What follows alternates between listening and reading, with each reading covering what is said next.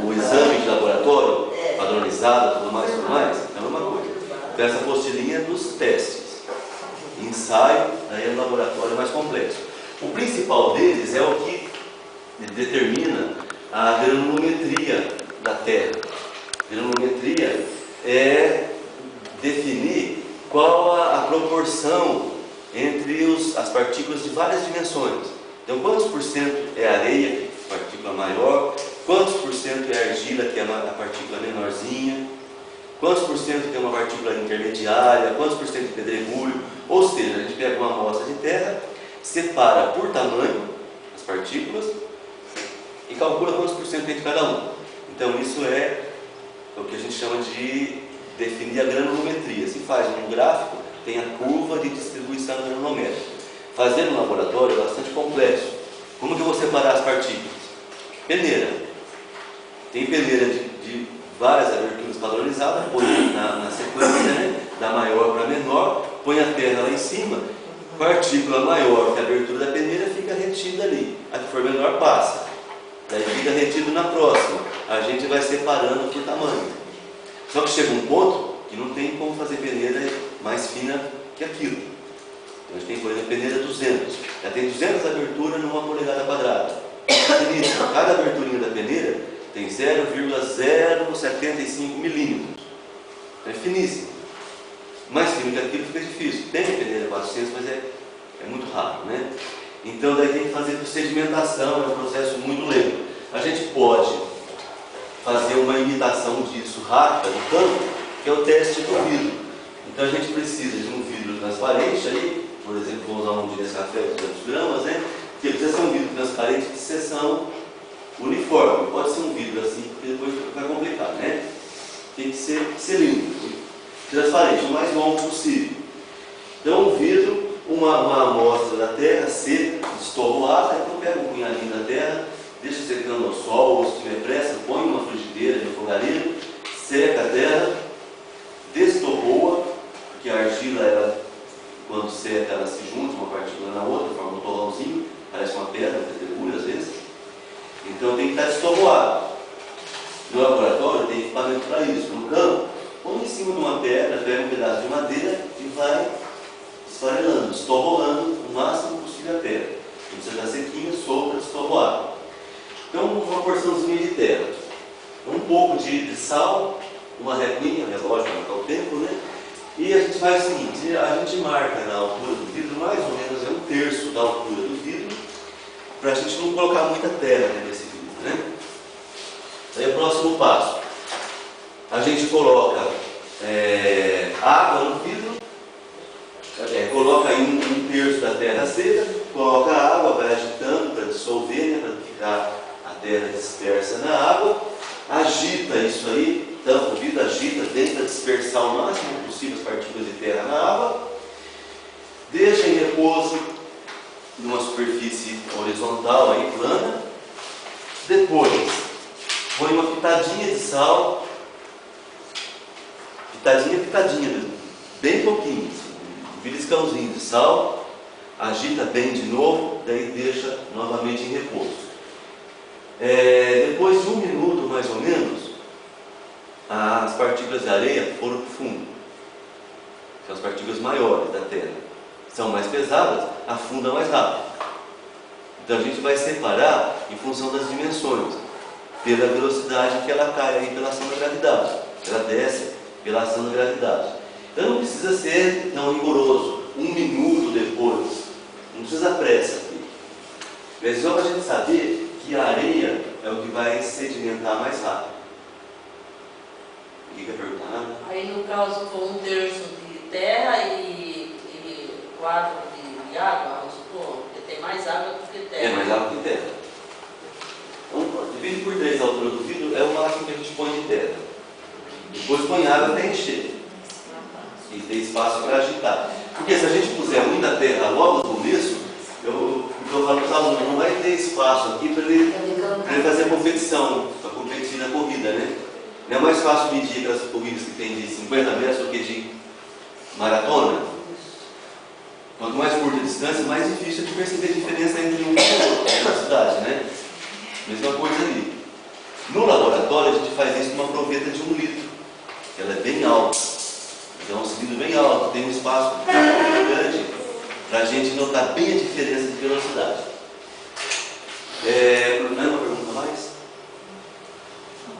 Nossa, é normal temperar com sal sem terra? Ninguém perguntou. Esqueci de falar. Eu pensei que podia um quinorzinho também. Vamos comer? Então tá, pra que o sal? Não, tem. Então eu responder. Ninguém perguntou. Mas o que vocês acham que é o sal? Não é difícil estimar vocês, mas é difícil saber. Se for da área, não vai saber. Ela está falando que é para sedimentar. Você juntou, né? Não, ela é esperta, né? Ela falou, você fazer uma sedimentação, põe o sal, que é para melhorar essa sedimentação. Mas por que melhora? Na verdade, o sal, ele é um agente defloculante. Porque a areia, ela tem formato mais esférico, vamos dizer. As partículas de areia, os grãos de areia. Tanto é que tem um teste tátil, para a gente perceber lá onde cada diferença entre uma terra arenosa e uma mais argilosa. Pega uma porçãozinha de terra, esfrega na onça. Se a gente tiver aquela sensação áspera, é típico de areia. A gente umedece. Se fizer isso, manusear, né, o barro, tiver uma sensação mais cremosa, mais de creme, é mais argilosa. Se a sensação for de talco, que não é áspero, mas pega talco, a gente sabe qual é a diferença. Faz assim com talco, faz assim com maisena, com farinha de trigo.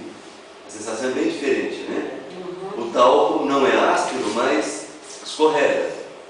Então, se tiver essa sensação mais de talco, é que a terra é muito siltosa. O silt é uma partícula intermediária entre a argila e a areia.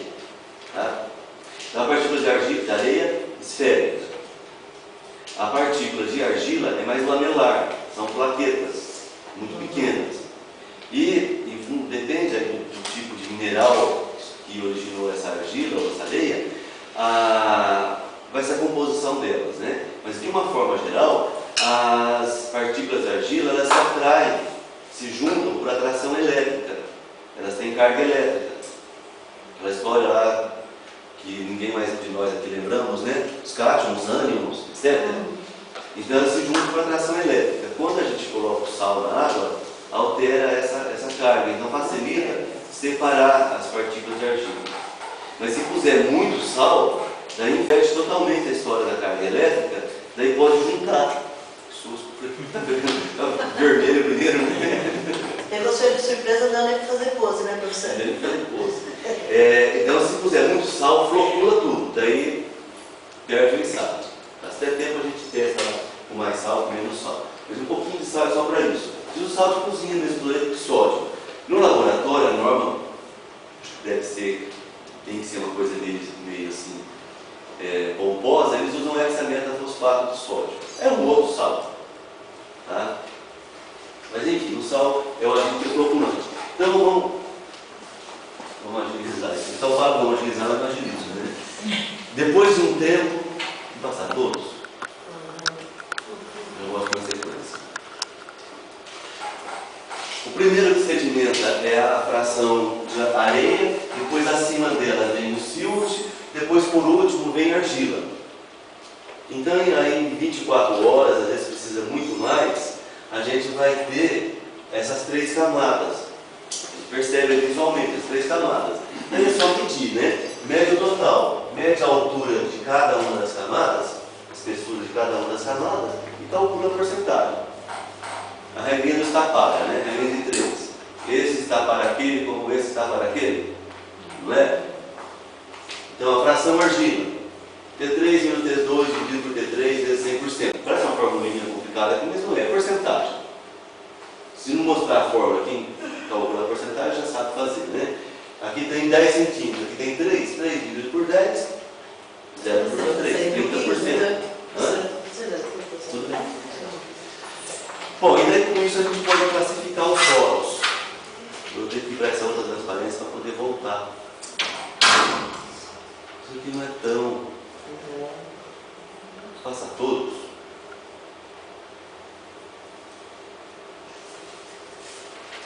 Estava automático esse negócio aqui, desculpa.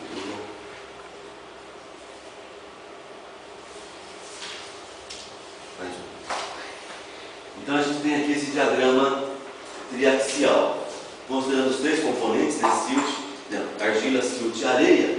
A gente tem um eixo aqui para silt, de 0 a 100% para silt, de 0 a 100% para argila, 0 a 100% para areia. A soma dos três tem que dar 100%, claro, né? Não vai sumir material. Tá?